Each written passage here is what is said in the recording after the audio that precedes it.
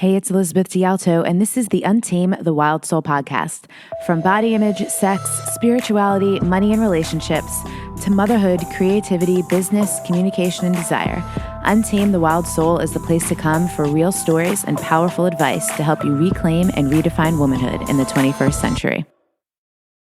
What's up, wild ones? Welcome to episode number 225 of the Untamed the Wild Soul podcast. I am your host, Elizabeth D'Alto, and today's guest, Mary Shores, is a fan of the show. So it was super fun to dive in with her around her favorite episode, which dates all the way back to our first 25 episodes back in 2015 with Michaela Boehm. So we geeked out on that a little bit before getting into what Mary does. And what Mary does is she helps people with conscious communications. And you know I love this topic. So we explored how important it is to always know your outcomes, why positivity isn't everything. We talked about steps to breaking through during breakdowns, as well as how to eliminate procrastination. We also talked about affirmations, the impact lying has on your brain, and debunked a few confusing spiritual concepts. So enjoy this one and share. It's episode number 225, so the show notes can be found at untameyourself.com/episode 225 as well. If you have yet to try out my 9-minute morning ritual, this is really perfect and really supportive, especially for a time of year like this, starting out a new year when people have fresh intentions or resolutions or goals or whatever it is that you call yours. And you can find that ritual at wildsoulmovement.com/ritual. So check that out if you haven't yet. And now let's get into the show.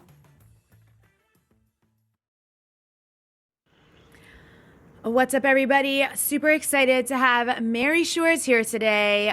We do not say yes to a lot of pitches. I know you know this, right? We get all these requests all the time. We have this form that people fill out.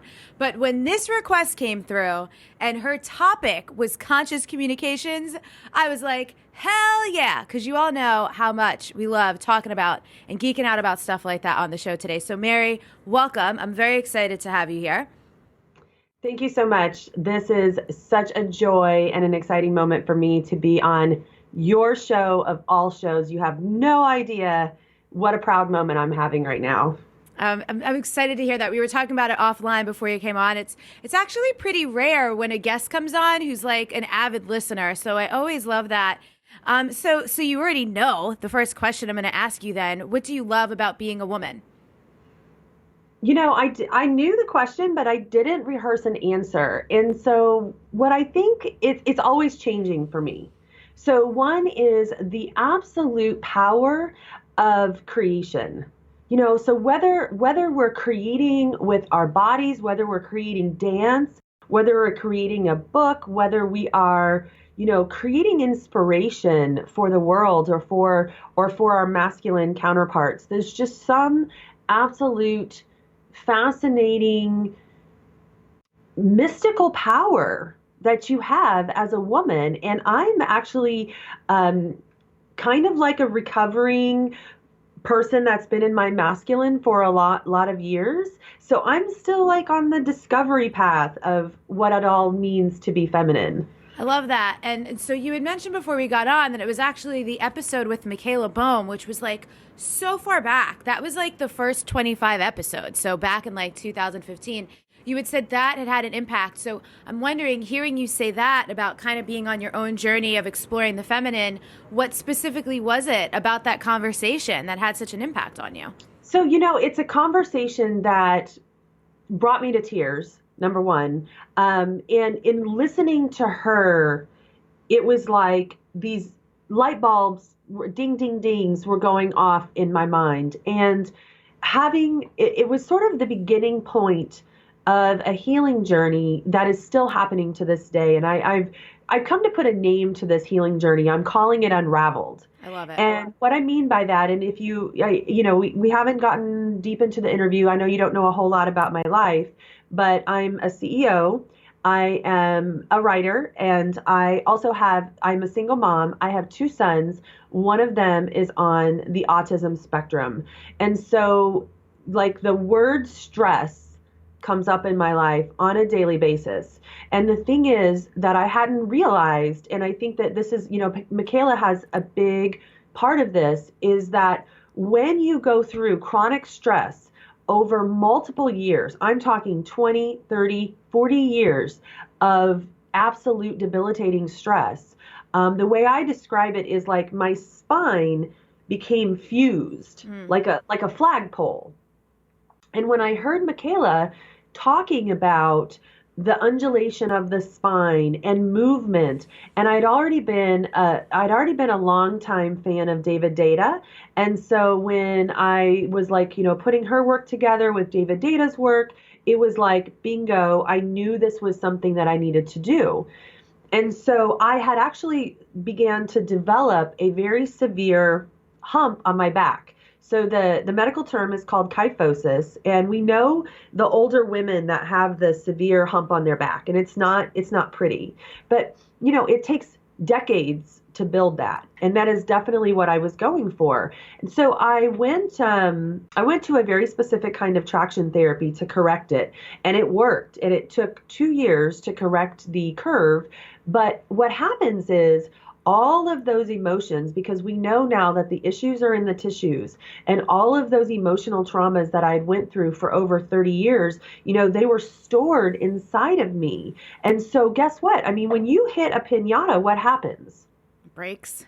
It breaks. And so the reason I call it unraveled is because as my spine began to correct and unravel, the result of that is the emotional flood letting go out of my body.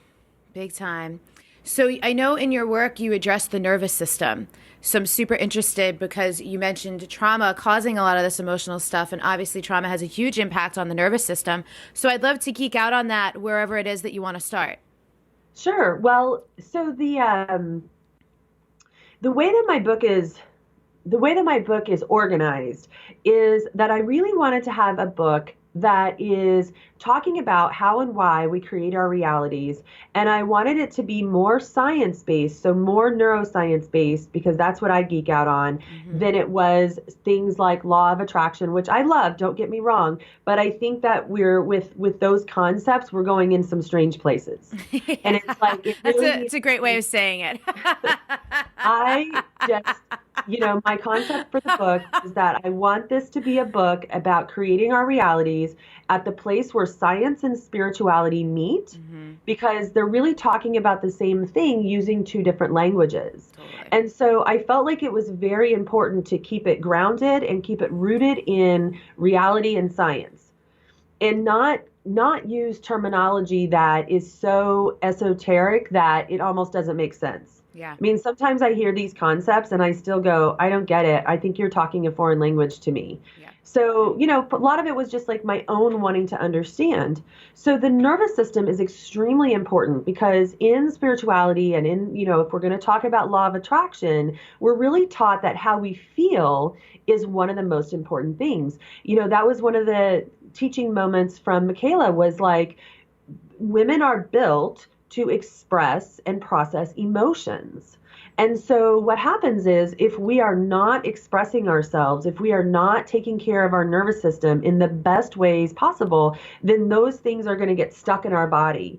And the result of that, if you do it for too long of a period of time, is it will begin to manifest in all kinds of spinal issues, arthritis, illness, fibromyalgia, even cancers. Inflammation has been a big buzzword lately. And so I really talk about how, like, especially in today's world, we are living in a time where we are constantly bombarded with notifications going off on our cell phones, on our emails. I mean, even noises in the house. These are all an assault to our nervous system. And we're not taking the time to calm that nervous system down.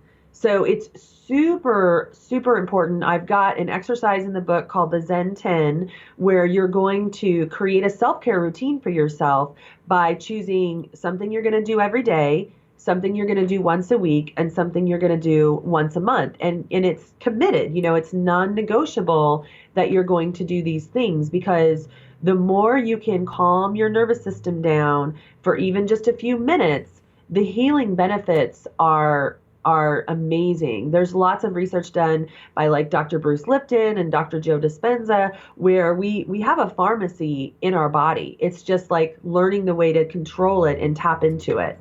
Are you familiar with Wim Hof at all? I'm not. So it's so funny. I went to this conference in LA not that long ago called Summit Series. And Wim Hof was there. I've been hearing his name for years. He's the Iceman. So he does he's known for these breathing exercises and cold exposure. So like exposing yourself to super cold. He's apparently like, I don't know if it's Mount Everest or the Himalayas, some really cold mountain place. He's done it in like short sleeves and a t-shirt and shorts, right? So it's funny because I love a cold plunge. A couple years ago, I went to a retreat and there was this like cold, it was a natural cold spring. And what I realized when I got in is that if I tightened up and started like short, like panic breathing, I would have to get out, right? Like think about like when you see people get into the ocean and it's kind of chilly and they're like, ugh, and they're like freezing and stopping and like not wanting to hit their stomach. When they do that, they like everything shrinks up, they tighten up and they start to breathe from their chest, not like a deep breath and relax. And so it's so funny because I realized quickly that when I go into the cold plunge, if I just take some deep breaths, I would be fine. And so essentially, that's kind of like the Wim Hof thing. So as I was looking into his stuff, I was like, man, breath work is so freaking important. It's one of the most calming, incredible things for the nervous system. So I'm with you. It just takes very simple practices, but a huge commitment to doing them. And I gave that example because like that's an external stress, like extreme cold is an external stressor. But like, you know, like you said, there's external stressors going on around us friggin' all day, every day in 2017, 18 by the time this interview goes up. Well, and there's also, you know, our mental stressors. It's our thought systems, our belief systems. It's everything like piling on top of each other. I love that you mentioned breath work. It is one of the suggestions in the book. I have done a lot of breath work. I took Judy Kravitz's transformational breath seminar last year in Seattle, and it was absolutely transformative. As a matter of fact, I had like the craziest dream after this week-long intensive breath work, and you really can just wake up parts of yourself that are dead to you. Not only that, but you heighten your connection to spirit in a much deeper way, and in a way that I don't know that a lot of people have a way of explaining at this point, just because, you know, a lot of people haven't heard of breath work. Or, you know, one time also I was in Sedona, I was doing a trip there, and I was just having a horrible, massive allergy attack from the different elevation levels, and the weather was very different than here in Illinois.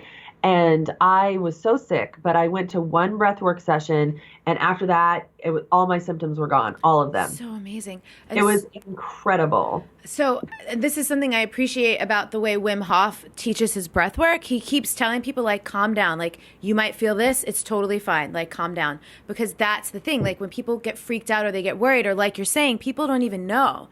They don't realize. You might even start to feel a little high. And he keeps going, the body is tingling. I think he's from Poland. He has this hilarious, like, way of being and accent. He's, like, kind of a character. And he's like, it's fine. It's fine. Like, you're okay. And he tells you what to look out for if you're not. But I'm really glad you said that. It's such a good point. That often when we try new things, like, we're so conditioned to think that anything out of the normal is bad, right? Not even to be curious, but we're like, oh, that's different. Must be bad. And then people stop. Well, and also that we have this expectation of instantaneous results. Yeah. So one of the things that I've been talking about lately, like, I am a retreat junkie. I absolutely love going to weekend retreats, week-long retreats, retreat centers. It's just my joy. But if I were to put myself in the Wayback Machine and get really honest, I would tell you that I had this habit of going on these retreats and expecting that I was going to have like a transformation in a weekend. Yeah. And the thing is that I would So like I would go to say Date with Destiny, Tony Robbins, and I would be looking around the room at the end of the week, and all of these people would talk about that their lives have been completely transformed. And I would look in the mirror and I would feel like a complete failure because I would say, I'm the same person. Nothing has changed for me. I must not, I'm the exception to the rule. I failed at my date with destiny. But you know what would happen is I would talk to that same person 3 weeks later, and guess what?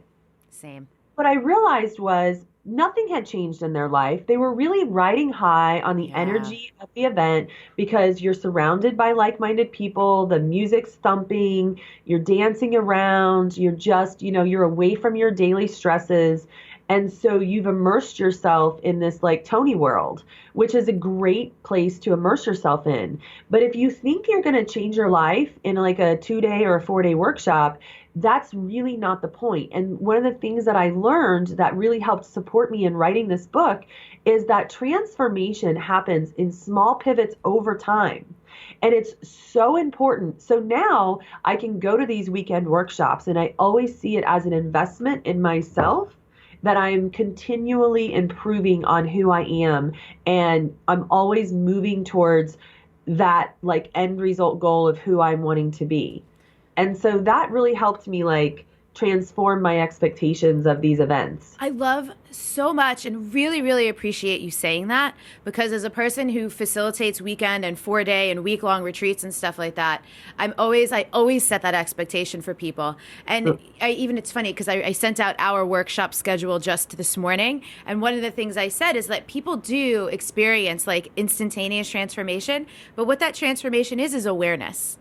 It's Yes. just like they leave, they're different. Like you can't unknow what you now know when you go to a thing like that, but what you decide to do with it and how Yes. you integrate the experience is a really big thing. And I love what you're saying because you're speaking to how people go to something and they're like, fix me. And they're like surrendering to like the workshop or the facilitator to be like, you fix this. It's almost like they're handing over the burden of the entire healing, right? But it's like, but you're the one who actually has to do the work when you leave, right? And it's so cool. I love what you said earlier too, as well. When I run my weekend workshops, I'm always having people, okay, what are the daily, weekly, monthly activities? What are the things that you're going to do when you leave so you can ride out this experience? Like this was an event, but the experience continues. Right. So, one of the things that the concepts that I teach in the book is all about changing your neural pathways. Yeah. So it's a perfect description of what you just said. So let's say like I come to your Untamed the Wild Woman weekend retreat. And what you do for me is you install a new seed in my subconscious, right? But if we think of these neural networks in our subconscious sort of like roads or highways, they really need to have regular maintenance for them to grow, to maintain themselves, to be able to be usable. So when you go to those events, you plant new seeds, but you really have to feed the seed in order for it to grow into your life. And so if we go to a weekend workshop or we go to an event, even if it's just a work conference, we all have had the time where we come home with the manual and we put it on our dresser and it's there for a month and we haven't touched it. And then eventually like we put it in the drawer and we never look at it again. Girl, I never looked at my Tony Robbins UPW booklet ever again after I went. I never looked at it again. Keep going. So when I went to my Tony Robbins UPW experience, it was in 2005. And I walked away from that event with like 2 new truths in my life that made a huge impact and still continue to make an impact today, which are what you focus on grows and always know your outcome. So in that 50 hours, that 50 hours, I learned, the man must have said a million words.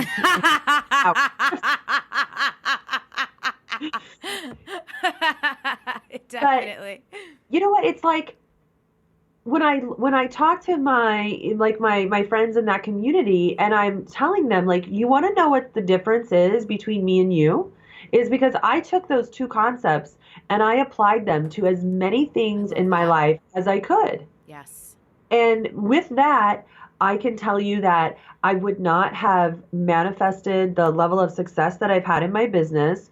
I was able to create a customer service based strategy that I've been training on in healthcare for many years, in IT and engineering. I mean, I train on it at the community college. It's just really become a joy, and I would not have come across it because here's what I did. One day when I was sitting at my job, I just looked at the phone and I said, okay, know your outcome. What do you want your outcome to be?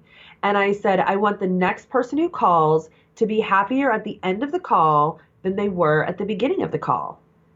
And it was that simple. And then, like, that one question that I posed to myself changed the entire rest of my life. Like, I wouldn't have this book. I wouldn't have the career that I have. I wouldn't be able to help the many, many people that I help had, because that was sort of like the initial seed. Yeah. It's so great. And I was reading up on this about you as well. Your system is focusing on positive language. And I love it because in this context, we're really careful on the show of how we frame positivity, right? It's important, but it's not the only thing. We're not into spiritual bypassing around here. But when you're talking about language and conscious communications, it's so important. And I thought it was so brilliant how your customer service focus basically focuses on what can we do versus what can't we do. And I was looking at some of your words that are on your, like, don't use these words list. And the word that jumped out at me was unfortunately, because I can really say that anytime I've ever been on the line with a customer service rep, and I know they're like reading their little script or they have their prompts, they're flipping to like, she just said this, what do I say next? When their sentence starts with unfortunately, I want to smash the phone. Right. Yes, and I'm sure that business is, I'm sure that that's the feeling they want you to have when you talk to their reps, is for you to want to, like, murder someone. So here's the thing, and people don't just say unfortunately, we sing it. Unfortunately. That's so true. It's like, there's like a whole dance with it too. Like, unfortunately, So yeah, I'm so impressed. I'm impressed and a little bit shocked that you knew that about me. So yeah, I created that system 10 years ago, and really, like, it became the foundation of my life. But there's something you said a moment ago that is so important, and I love talking about it, which is positivity is not everything. Mm-hmm. And I feel like we've gone into this middle of this positive psychology movement that is not necessarily serving us. Because here's the thing, we need to understand how to process our lives when the shit hits the fan. Totally. Because the shit hits the fan. Yeah, it does. And if you think that the shit hits the fan and you're just going to be positive and it's going to solve your problems, like, that is, like, I feel like it's spiritual bullying. I've even seen in some circles where if something happens to me or my child, it's like, well, you caused that because of your negative thoughts. And it's like, okay, we need to, this is what I was talking about when I said taking law of attraction too far. Yeah. That we're here to have experience. We are here on a spiritual journey on this planet to have a human experience. And that means that we are too attached to the good, and we need to understand that all experience is experience. Yeah. And one of the beautiful things is that there's a video by Preston Smiles. I think he calls it the awkward stage. Mm-hmm. And it's like, you can't get to your end result goals sometimes without learning these in between awkward and sometimes painful lessons that you need to learn. And I can tell you, like, in my life, I've had a lot of tragedy. Like I mentioned, I buried a child in 1993. She was born with severe brain damage. At 19 years old, I lived in and out of children's hospitals. And Elizabeth, I mean, I saw things that you just can't ever unsee. And to look at that and just say to myself, I just need to be positive, wouldn't have gotten me anywhere. But I can tell you that I focus on like what are the gifts that I got from that situation is the way that I appreciate motherhood, maybe a little bit more than I would have. You know, I can appreciate and have compassion for other people and what they're going through without looking at them and blaming them for what they've created, Totally. even if they have created it. Because if that's the case, they've done that for a reason.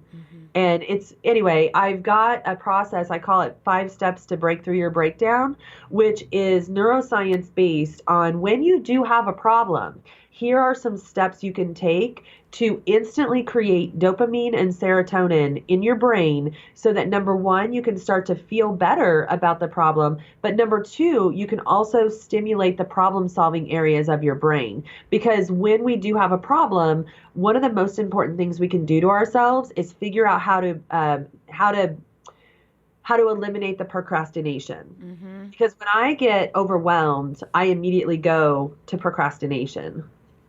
Yeah. So what is that about? What part of the brain is that? Because this is coming up. I'm running my Unconsume Yourself training right now. And I mean, obviously I know my opinions on it, but I'm super excited to hear my opinions and experience. I love that you're science based. This happens to me a lot. I quote, make things up, and then I realize it's totally backed by science.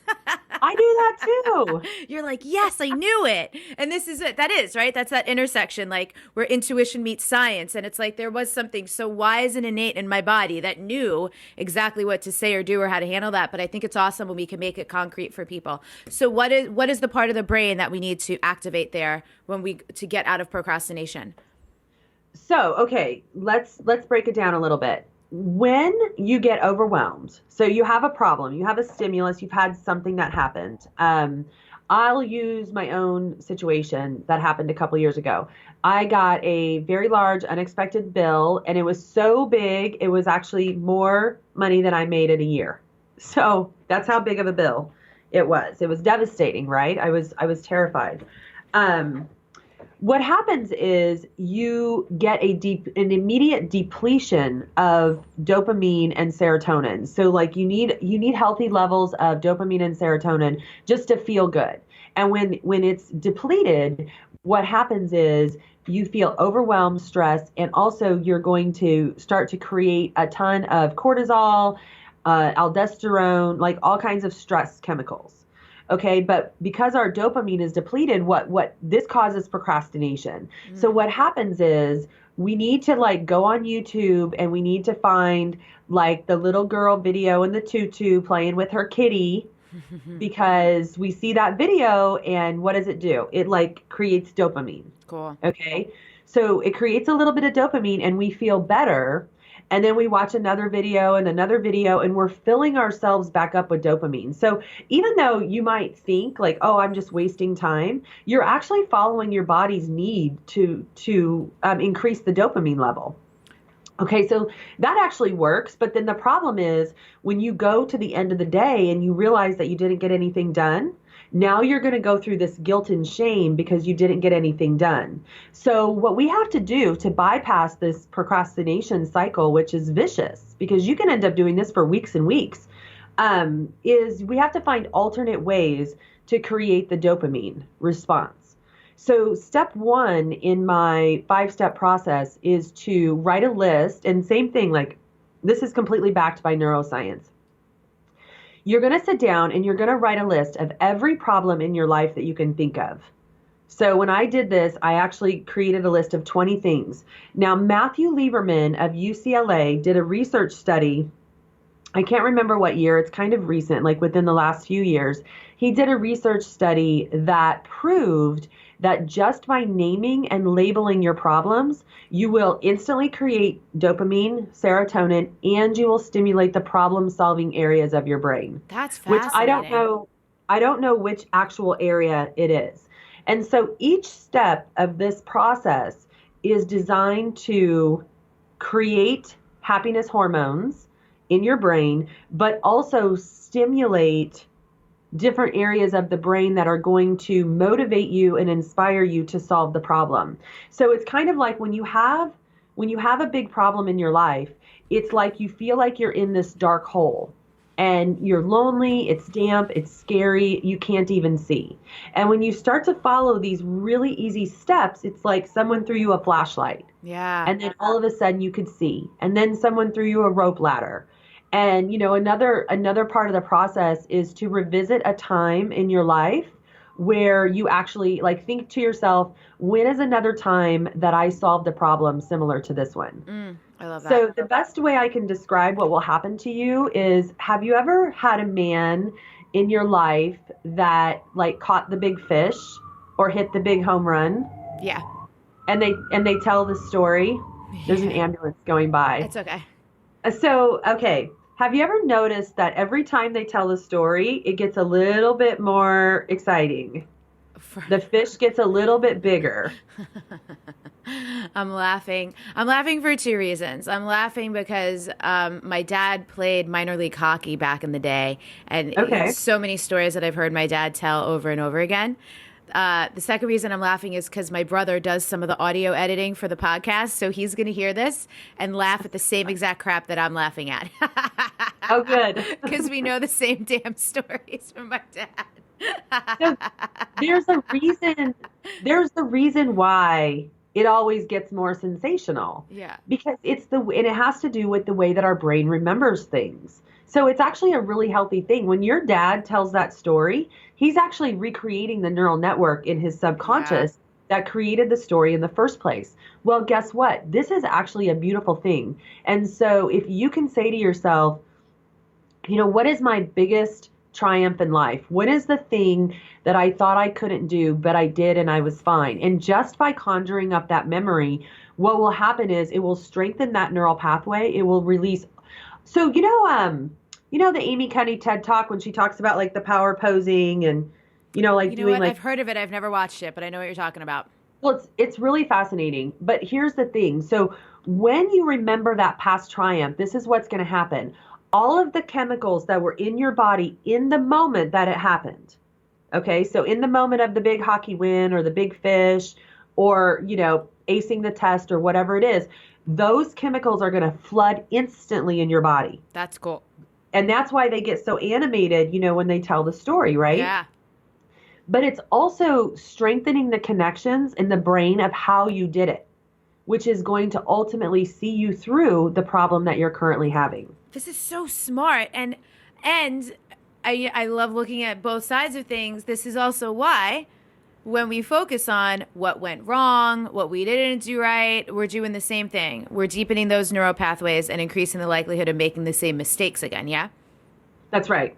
Cool. So miraculous if we use it in the right way, but that's awesome. I didn't know that before.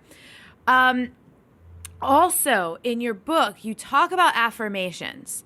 Now, I use mantras in my work. There's not that big of a difference between mantras and affirmations, depending on how you're using them. And I know a lot of people give flack for affirmations and mantras. They're like, you can't just repeat something and expect to have a different thing. Where's your stance on that? Why actually can you just repeat things and they can be helpful? Like, what needs to be in place for them to be productive? And then why would they not be is the better question. So, oh my gosh, what a perfect conversation to have, because the very first time I saw Louise Hay, I decided right then and there that I was her protege. Okay. So my mantra is, I am Louise Hay protege. That's awesome. Now, let me tell you why I am the perfect person to have this conversation with, because I was so resistant to affirmations. And I agree with you. Whether you use the word affirmation or whether you use the word mantra, it's really the same thing. It's just words that you use over and over again that are meaningful to you. Mm-hmm. So let me explain first my resistance. Like, it didn't make any sense to me. And I was very resistant to people who taught that you had to say affirmations as if they were already true. So like, I have to be congruent with my truth. Yeah. So I'll give you an example. Let's say, for example, that you are trying to find a job and someone tells you to use an affirmation that goes something along the lines of, I have the best job in the world that supplies me with meaningful work, and I am happy and joyful every day when I go to work. But that's not true because you're going to the unemployment line every day. Yeah. Well, what's going to happen is, and there's some research now supporting this, that when you lie in your affirmations, you're actually reinforcing a negative neural network. So what my fix for this has been, which, by the way, that's not true for everybody. I want to, sometimes we say general statements. It's not necessarily true for everybody. The important thing about the affirmation or the mantra is that it makes you light up. Whatever your mantra is, it should make you light up. So let's go back and say we're looking for that job. A great affirmation for me would be something like, I welcome new opportunities in my life every day. I help me rendezvous with like-minded people, guide my thoughts in harmony with my core desires. I am always in the right place at the right time. So when I say those affirmations, they make me feel good. And feeling good is going to create a positive set of chemicals in your brain. And also, when you're using affirmations or mantras, here's the power with it. Like, here comes the science, that the repetition of using affirmations is actually going to build a neural network in your subconscious brain. Yeah. And so this is what I noticed. Now, again, I was saying I was resistant to this. So when I first started my affirmation practice, I actually couldn't say them out loud because, I don't know, it felt silly.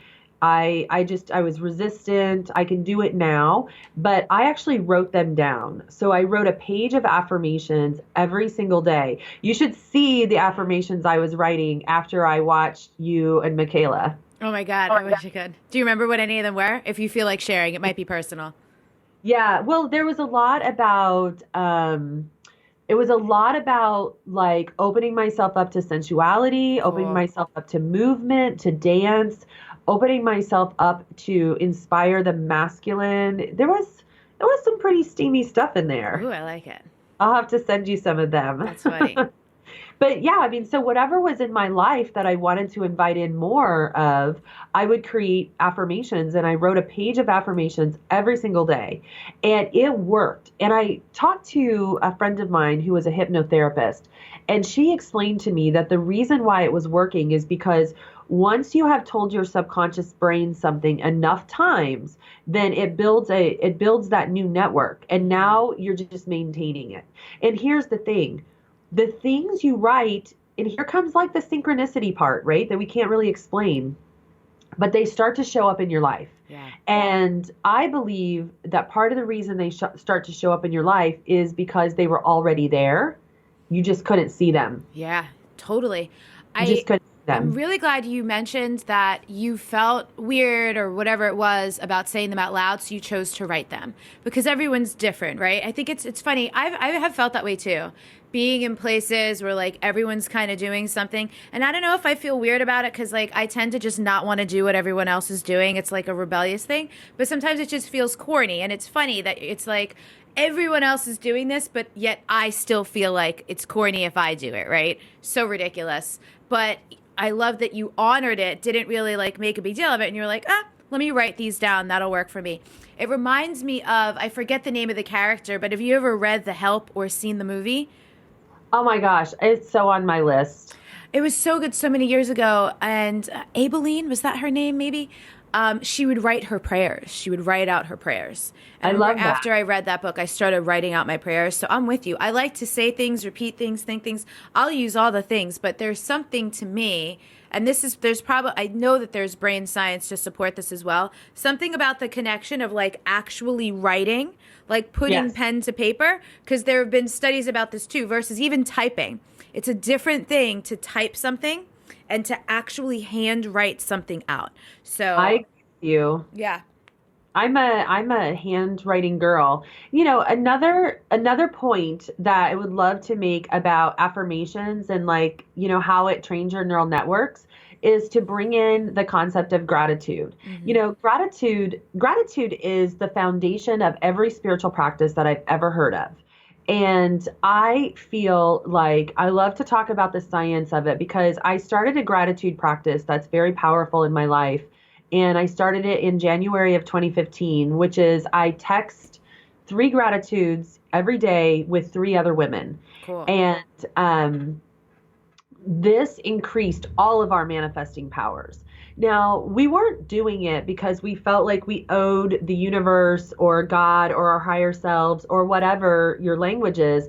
We didn't do this because we felt like we owed a debt of gratitude. Now, when I was growing up, I think I was taught that we owed a deity like some sort of gratitude, or else like something bad could happen to us. Yeah. But when we understand that the daily gratitude practice is priming the part of your brain that will get stronger in its efforts to look for things in your life that are good, and it helps you change your perception. So when Wayne Dyer would teach for his entire career, change your thoughts, change your life. Now, I don't know about you, Elizabeth, but I have tried to change my thoughts, and I don't know. It was hard. That was not something I could just sit down and go, stop thinking about that today. Right. Don't think about that. And then you're thinking about it, but this brings us back like to mantras and affirmations. I actually remember the only Wayne Dyer book I've ever read is The Power of Intention. And I read it back in 2012. I was living in New York City. I was a personal trainer, just like literally barely making ends meet, sometimes not. And he said his definition or his qualifications for intention revolved around these 7 things: creativity, kindness, love, beauty, expansion, abundance, and receptivity. And I actually just turned those words into a mantra. So I would walk around New York and like with every step, it would be another word. And I would literally pound the pavement with those 7 words: creativity, kindness, love, beauty, expansion, abundance, receptivity. And that is that's why I incorporate mantras into Wild Soul Movement. Because what I realized was I have a very active mind. Some people are probably more inclined to like be able to sit and relax into like a stillness meditation practice. I was not one of those people. I am now because I've done so many different practices. To support your point, it took me so much time and so much actively choosing my thoughts to essentially crowd out the ones that were really hard to get rid of. Does it mean they never come in anymore? It doesn't, but like the percentages now have really shifted. More often than not, like I'm having pretty healthy, helpful, useful, productive thoughts, but that's still small percentage of the other ones. Like for me, I have not completely outlawed them. That's for sure. Well, one of the things, so the subtitle of Conscious Communications is your step-by-step guide to harness the power of your words to change your mind, your choices, and your life. Because, one of the concepts that would really confuse me that I would hear spiritual teachers talk about was the word alignment. Now, this was like 5 years ago, but I would hear that word and I would go, what the heck does that mean? What are you talking about? I was living a very corporate lifestyle. I just didn't get it. Well, I created the definition for myself that alignment means when my thoughts, my words, my actions, and my choices are all in the same direction of what I want. I love that. And so what I would notice, and I can give you like a very simple example, and also this can explain why words are such a powerful place. Mantra is such a powerful place to get control of our thoughts, because thoughts are out of control. So like for about 10 years, I really had this deep desire to write a book. And I would go around and my mantra was, I want to write a book, but I'm not a writer. Well, words are like a mirror to your subconscious programming. And so when I was saying the words, I want to write a book, it's like you can see it written on my soul that is a purpose, that I came into this life to write this book. But the words, I'm not a writer, are out of alignment with that dream. And those words are also revealing to me that somewhere deep inside, I was stuck. I did not truly believe that I was worthy enough to write this book for whatever reason. Maybe I believed I had to have like a PhD, or maybe I believed I had to have connections in the publishing industry, which I didn't have any. But what I knew to be true was that I had to invest in myself in order to change those words. And once I did that, I went to my first writer's workshop at Omega Institute with Cheryl Strayed. And by the end of that week, I wrote a short story about my daughter who passed away in 1993. It was also about my son on the autism spectrum, as well as about my roller coaster life as an entrepreneur. And nobody made fun of me, and nobody criticized me. Everyone told me that it was wonderful. And people were walking up to me asking me if they could use that piece in their newsletter or as an excerpt in their book. So all of a sudden I was able to change my belief about myself. And once I changed the belief, I could change the words, and then I could change the thoughts. And the result is, within a very short period of time, I became published with Hay House, and my book hit the Amazon #1 bestseller list within 6 weeks of its release. So it was like, yay! That's awesome. Yeah, I love to hear that. So tell me a little bit more about when you say conscious communications. So there's the language. Can we talk about the choices? Because this is an interesting thing, because you've also mentioned trauma, right? And we've talked a little bit about the nervous system. So there are times when, depending on what's going on in our nervous system, we have more access to choice than others. This is stuff we've talked about on the show before. But I love to bring it up because, again, you never know when something's going to land differently for someone or hit them at the right time, or they're super receptive to hearing it. So yeah, you can just go off on that wherever you feel like. Yeah. So let me tell you, my book has got a lot of coaching exercises in it, and they're designed to build on one another. And they're all designed to have an impact on your nervous system, but they're also designed to build new neural networks in your subconscious mind.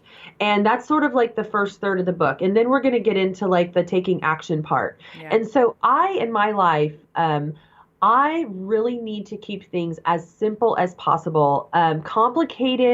Complicated procedures just don't compute for me. I need to keep them simple and fun. So I think that the listeners on your show probably understand the concept that all like infinite possibilities exist for our life. Mm-hmm. Okay. So but here's the thing that I've noticed. If infinite possibilities exist for our life, we sort of make the assumption that that means good things. Mm-hmm. Like highest potential type of things. But infinite possibilities means I could become I could go on Oprah. Or it also means that I could fail miserably, right? Because, and any spectrum in between is part of this infinite possibilities. So how do you change a possibility into a probability? Meaning that a probability is more likely to show up in your life. And so it's with the choices that you make. One of my favorite movies of all time is, believe it or not, A Bronx Tale with Chaz Palminteri.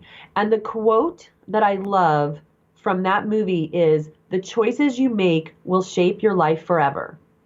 But our lives can feel so complicated, and we don't always know how to make a right choice. But we're creating our reality with every choice we make in the thinnest sliced moments of your life. The littlest things are creating the next slideshow for your life. And so I created this process. I actually call it Cleanse or Clog. And it's just designed to help you make choices. It's like you look at your life through the lens of Cleanse or Clog. So I like to explain it through examples. So let's say in your marriage, everything you say, everything you do, every word that comes out of your mouth in your relationship with your significant other is either going to cleanse that relationship or clog it. Mm. And what I'm really saying is everything you say and do is either creating a deeper connection or it's driving a disconnection. Okay? So everything. Now, this does not just apply to relationships. So let's say that I'm on a diet and I want to lose 20 pounds. Then intuitively, I don't need to learn keto or paleo. I just don't have time or energy. I don't even understand those things. So, but can't I use my intuition? And if I look at an apple, can't I say whether this food will cleanse or clog me if I put it in my body? Or if I'm looking at a Snickers bar, I know that that's going to clog me. Well, it's just very simple to say everything I put in my body is either going to cleanse me or clog me. But also in my career, everything I'm doing in my career is either cleansing me, creating a deeper connection to what I want, or driving a disconnection. Because if infinite possibilities exist, it's really up to us to do the things that are connecting us to everything we want in our life and disconnecting us from flowing in the chaos of everything that we don't want. Mm-hmm. But so often we're focused on those things we don't want. And by doing that, we're attracting more of those things we don't want into our life. But if you can step back and just get into some control and say, okay, if I make this choice, will this move me closer to what I want or move me further away? And it's so simple and easy to use. I've got out of hundreds of women that have contacted me that they're using the book, they say, I make all my decisions now through the lens of cleanse or clog. I love that. Super great. So I love, this is a great note to wrap up on. I like this cleanser clog, but what I really like is the change of possibility into a probability, because it's so true. When we say possibility, we're usually just thinking about like, what else is possible? I don't know what school of thought it's from. Where I used to live, there were people, I forget the training a lot of people had gone to, but that would be a question. It was supposed to be like an optimistic question, like, what else is possible? And I had never thought of it. Like, actually, like that question isn't specific. It's very open, and it's not necessarily opening you to just the spectrum of what you want, but definitely also. So turning it into a probability. Interesting. I have to roll around with that. It's all semantics, right? Like you're saying, a lot of this is about language and words or whatever. And I think it depends on how things land for people. But so far, I think I like that a lot better. So, Mary, the book is called Conscious Communications. People can get it on Amazon and bookstores. You're published with Hay House. Your website is maryshores.com. And I think you told me before we got on, you're doing like a weekly Hay House Facebook Live show or something too? Yeah, so I just, we're airing this episode on January 8th. So January 8th is actually the next installment of my monthly series on the Hay House page. Cool. So they're pretty much going to be at noon Eastern once a month. The episode I'm going to do on January 8th is going to be New Year, New You. So I would love for anyone to tune into that. Of course, it's all free. You just have to like the Hay House page, or I think on Facebook, if you like the Mary Shores page, you would also be able to view it. It's a huge opportunity. And I just have to say that, like, working with Hay House has been a dream come true of mine. They have been wonderfully supportive, and I feel so very, very lucky. And so I just appreciate anyone who goes on Amazon, maybe read the description of the book and see if it resonates with you. Cool. Yeah. And we'll put links in the show notes. So this is episode number 225, believe it or not, friends. So you can go to untameyourself.com/episode-225. And you'll have links to Mary's site, to the Hay House page, like pretty much everything she just talked about. So Mary, it was so lovely to have you. I really appreciated all the science and the examples. I love when people give examples and tell us stories. I learned so much better that way, so I hope it was also super useful for everyone else as well. So again, appreciate you, and we'll see you later. But I had those students, the ones who just didn't want to be there. They were like, this isn't for me, And I think that's okay. I love audience members. You know what I mean? I love people who appreciate the arts from the perspective of like, I will be at your show. Yeah. I love those people, right? There were students obviously who didn't want to be there because they would rather be watching football, and that's fine. They ended up in my class because they had to be there. But there was that group of people who were like, I love the community. I love talking about theater. I love going to the theater. I love, thinking about the theater and singing along with the songs in my car and maybe showing up at the rehearsal so I can hang out with everybody. But if you put me on the stage, I will knife you,